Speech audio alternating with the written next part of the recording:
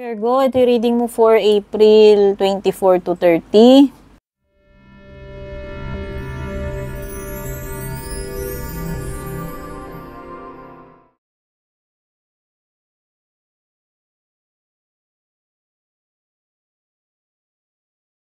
Ano yung mga ganap, mga mensahe, mga dapat malaman.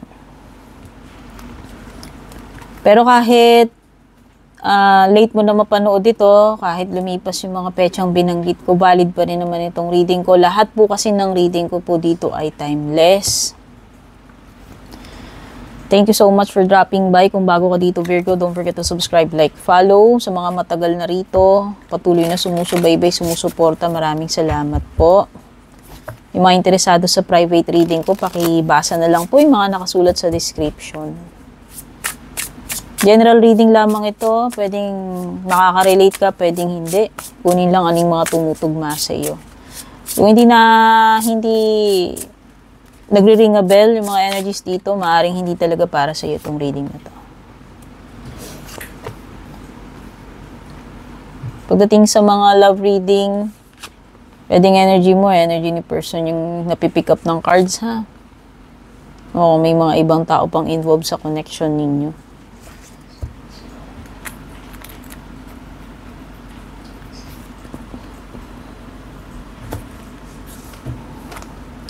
So, meron ka ditong snake and fern, fox and ivy, chipmunk and laurel, the goat and willow. Na tayo, Virgo, ng iba pang cards. Oops. Yan. Gusto ko yan. Yung mga tumatalon. Yan, kunin natin yan. Fairman, teardrops, funnel, fire.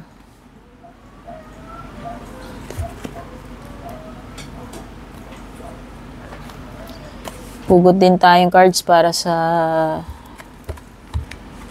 love life mo.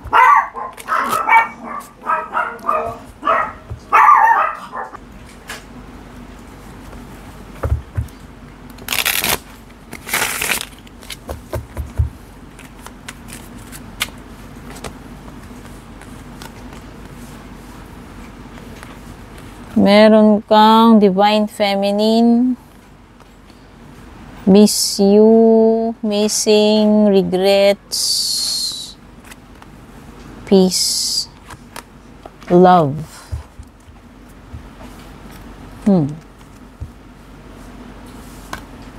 Okay, start na tayo. First card mo, snake and fern, starting over. Uy, may pagsisimula uli. Ano to? New chapter. May nagre-restart dito.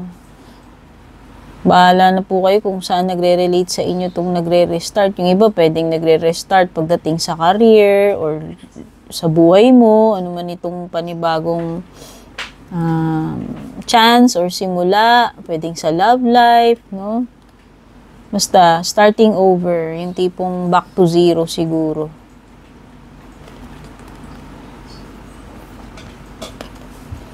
Fox and ivy, adaptability. Yan, nag-a-adapt ka nga kasi nga meron ngang bago dito eh. Kumbaga, nagsisimula ka uli eh, back to zero, diba sabi ko. So, yan, adjustment period na naman. Panibagong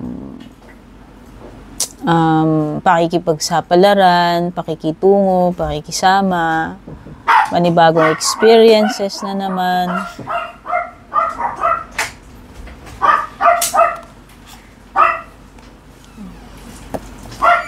Success, ayan, iba sa inyo, meron kayong gagawin, magiging successful yung outcome. Ayan. Ano man tong gagawin nyo.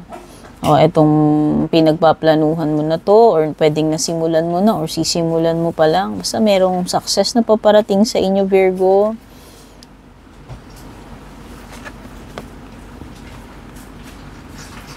Sa negosyo man yan, sa trabaho mo, or personal endeavors, anumang project yan. The goat and willow, overcoming obstacles. That's why, kahit na may mga challenges, may obstacles, magiging successful pa rin yung outcome. Lumilitaw dito sa kombinasyon ng goat, willow, chipmunk, laurel cards mo. Pwedeng may mga kontrabida dyan, may mga sagabal. Pero, ma-achieve mo to eh. Magiging successful pa rin yung outcome eh. Fair man, hindi ko nalalagyan ng gender, basta meron daw dealings or relationship with the person na may blonde, gray, or white hair. Hindi ko nalalagyan ng title. Depende yan eh. Para neutral dito pagdating sa gender. Ay, may kalungkutan. Kung may success ka, yun lang, pwedeng may something na makakasakit sa'yo, nakakalungkot, nakaka-disappoint, nakakasama ng loob. Maraming luha ito. May pagdadaanan kang ganyan, Virgo, itong week na to or sa mga susunod na weeks, hindi ko alam.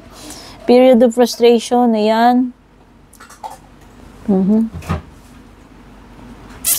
Challenges, problema, ano pa?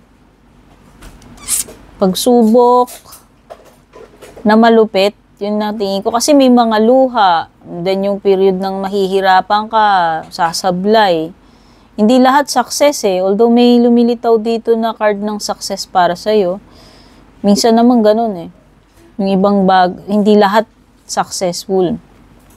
Sabihin na natin, bago mo makuha yung success na yan, siguro, ka muna, trial and error, yung tipong nangangapa ka pa lang. Kasi parang merong pangangapa dito dahil sabi ko nga, nagsisimula, no?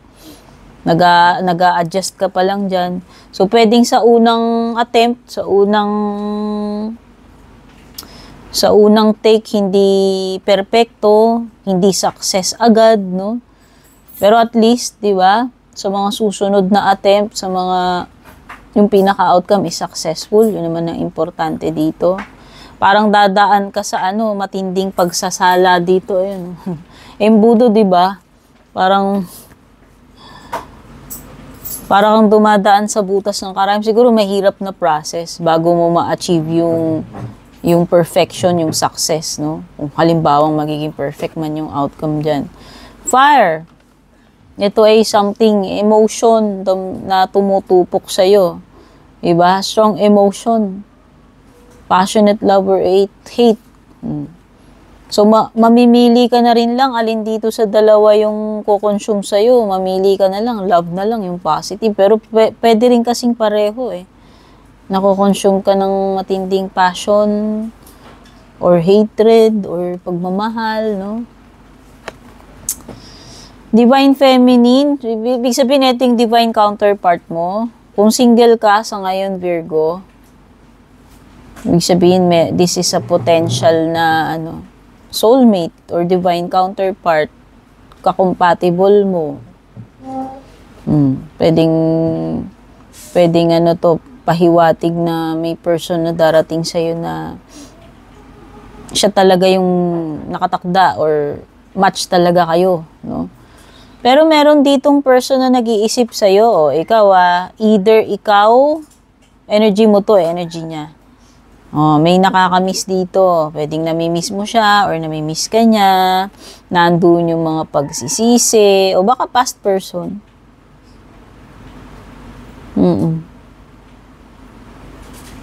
Nandun yung love eh. O pwedeng pwedeng hindi na kayo together. Yun na nga, pwedeng ex, past person. Matahimik na yung buhay nyo pareho. Pero siguro, sumasagi sa isip niya or sumasagi sa isip mo or nare-realize na ito yung totga, the one that got away. Pwedeng nandun pa rin sa puso ka niya or nasa puso mo pa rin siya. Andun yung love, ayan. Siguro nga, tinamaan siya or tinamaan ka dito sa connection na to o relationship na to kung naging kayo. Nandun yung strong feelings, affection, Pwedeng nung una, hindi mo iniisip na matindi yung tama mo or ganun siya. Kung siya man yan, nakakaramdam yan, na love pala yan, true love. That's why, nandun pa rin yung attraction, yung affection, yung feelings, yung love, no? Or hindi pa rin nakakalimutan.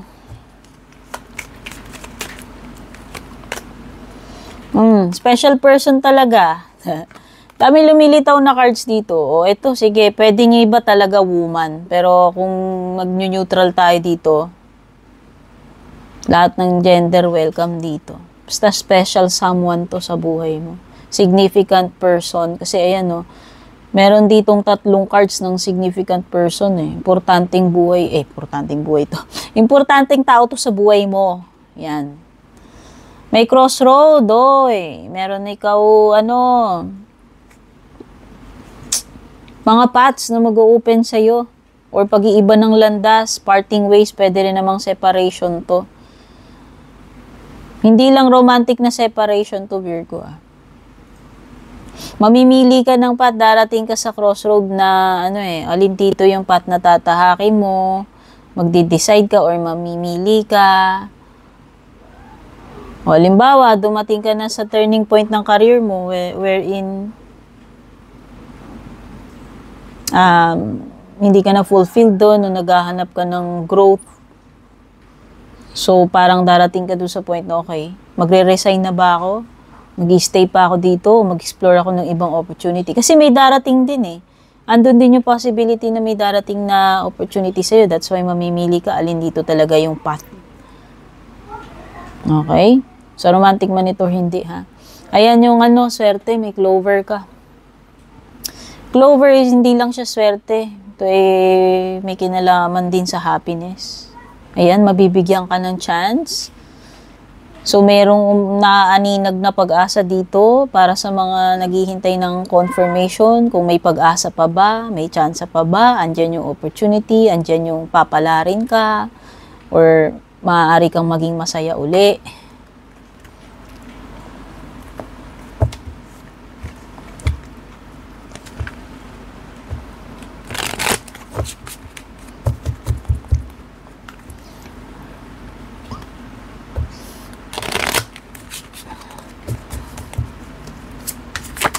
Oops. Okay. May Sagittarius energy dito. Pwede rin may air sign, Gemini, Libra, Aquarius. Pwede rin may fire, Aries, Leo, Sagittarius. Tapos, earth. Yan. Pwede may earth. Nakapareho mo.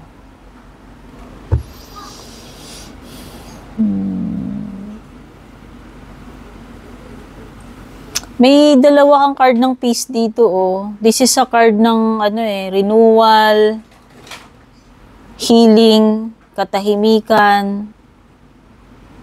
Maaaring hindi pa ganun ka-peaceful, pero darating ka rin doon. So, nakikita ko hindi pa complete yung process. Andun ka pa lang sa transitioning. May pagta-transition since nakakakita ko ng starting over dito, adaptability, Six of Swords, although reversed siya. So, this is something na slow process. This is something na you're looking forward to, pero huwag kang mag-alala, mararating mo rin yun. Kung ano man yung